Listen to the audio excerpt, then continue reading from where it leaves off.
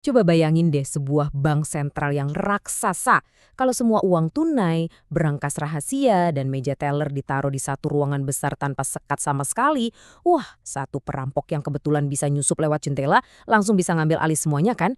Nah, percaya atau enggak, begitulah persisnya cara kerja sebagian besar perangkat lunak server zaman dulu. Sistemnya ibarat satu ruangan tanpa batas. Di pembahasan kita kali ini, kita bakal ngebongkar anatomi dari kerentanan digital ini. Kita bakal lihat gimana OpenSSH merombak total arsitekturnya jadi sebuah cetak biru keamanan yang benar-benar tahan banting, memecah berangkas raksasa tadi jadi kompartemen-kompartemen kecil untuk mengisolasi kerusakan. Seru banget kan? Yuk, langsung kita mulai. Oke, ini dia peta jalan kita. Kita bakal mulai dari masalah bug monolitik, masuk ke prinsip hak istimewa paling rendah, ngebahas arsitektur terpisah dari OpenSSH, ngebandingin listener sama pekerja, dan terakhir kita cari tahu di mana sih titik kritis komprominya. Bagian 1. Masalah bug monolitik. Mari kita lihat seberapa rapuhnya sistem di masa lalu. Dulu tuh, Daemon SSH versi awal dirancang sebagai satu sistem monolitik. Artinya semua fungsinya, ya semuanya, digabungin jadi satu proses tunggal. Dan yang paling bahaya, proses ini jalan sepenuhnya sebagai pengguna dengan kasta tertinggi di sistem Unix, yaitu root. Kenapa harus gitu? Karena dia butuh hak istimewa absolut ini cuma buat ngelakuin tugas dasar, kayak buka koneksi di port 22 atau ngebaca file password yang super rahasia. Jadi tiap kali ada yang mau connect, sistem bakal nge-copy proses root ini buat nangani koneksinya. Ngeri kan? Masalah terbesarnya ada di sini. Proses root yang super kuat ini juga harus turun tangan ngerjain kerjaan kotor. Mulai dari ngurai pesan dari jaringan, nangani kriptografi, sampai kompresi data. Dan buat ngelakuin ini, sistemnya bergantung sama pustaka eksternal, misalnya zlib yang dipakai buat kompresi. Pustaka kayak gini sering banget jadi duri dalam daging karena historisnya punya banyak bug atau error memori. Disinilah letak ancaman paling fatal. Karena seluruh proses jalan dengan hak akses penuh, satu bug kecil aja, kayak buffer overflow di pustaka kompresi, bisa langsung nyerahin kunci server Anda secara utuh ke tangan hacker. Abis sudah. Lanjut ke bagian 2, prinsip hak istimewa paling rendah. Gimana caranya kita ngadepin bug yang emang mustahil buat dihindari ini? Jawabannya ada di fokus yang radikal buat membatasi kerusakan. Inilah yang kita sebut prinsip hak istimewa paling rendah. Konsepnya simple tapi ngubah segalanya.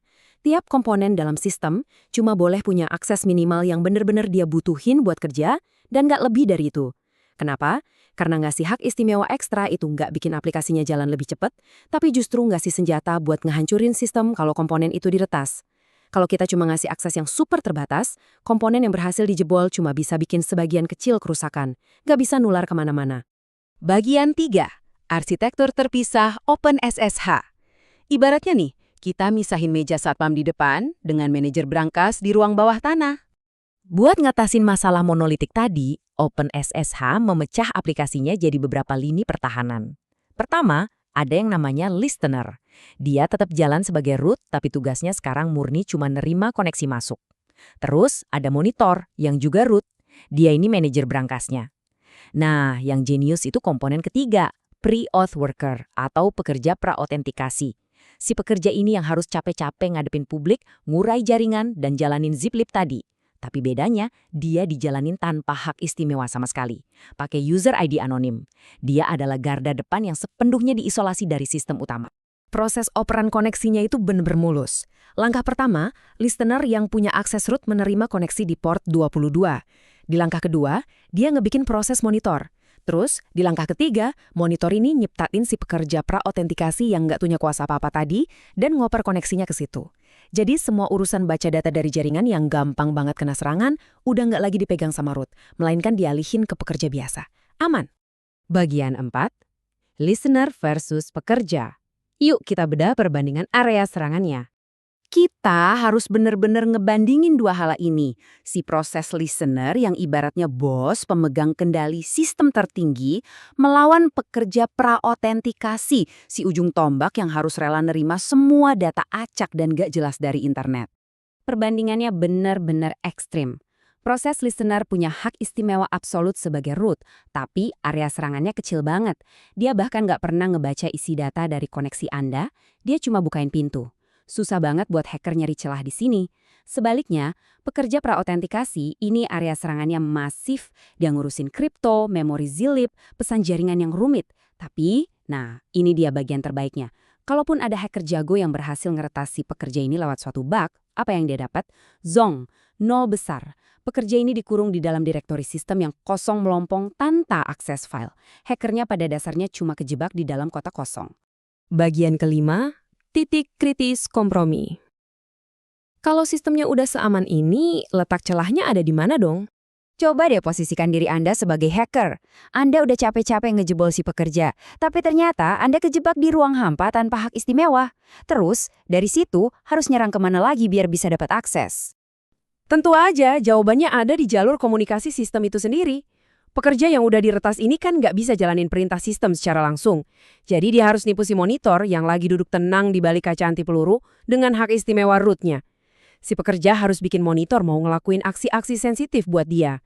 Mereka ini ngobrol lewat yang namanya antarmuka remote procedure call atau RPC. Nah, antarmuka inilah yang sekarang jadi medan pertempuran utamanya.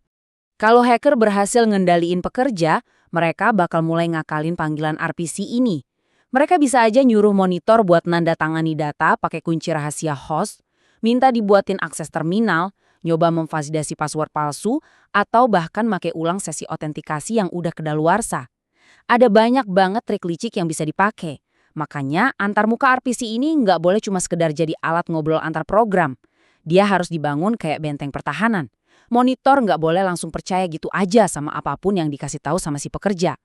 Kutipan ini tuh pas banget ngerangkum semuanya. Kalau desainnya sembarangan, si pekerja bisa aja ngirim pesan ke monitor, passwordnya udah gue cek nih, bener kok, izinin masuk ya. Dan sistem bakal langsung nurut. Tapi nggak gitu sama OpenSSH. Monitornya dirancang buat super curiga. Anda harus ngirim tebakan passwordnya langsung ke monitor, dan monitor sendiri yang bakal ngecek silang kebenarannya. Kejeniusan dari pemisahan ini benar-benar bertumpu pada gimana API diperlakukan layaknya perbatasan zona perang, di mana monitor terus-terusan menginterogasi setiap aksi yang diminta sama pekerja di luar sana. Konsep pemisahan hak istimewa di OpenSSH ini benar-benar udah ngerevolusi cara kita ngebangun sistem, bikin dampak dari peretasan yang tadinya fatal jadi hampir nggak kerasa sama sekali. Tapi ini ninggalin satu pertanyaan besar buat kita. Di saat semua beban keamanan sekarang numpuk di antarmuka RPC, bisakah arsitektur yang sejenius ini benar-benar ngilangin risiko dari kesalahan coding manusia? Ataukah bencana kebocoran data selanjutnya sebenarnya cuma lagi nunggu waktu, sembunyi di balik celah logika kecil pada pemanggilan API yang kebetulan kelewatan? Namanya juga dunia keamanan siber ya, permainan kucing-kucingan ini nggak akan pernah ada akhirnya.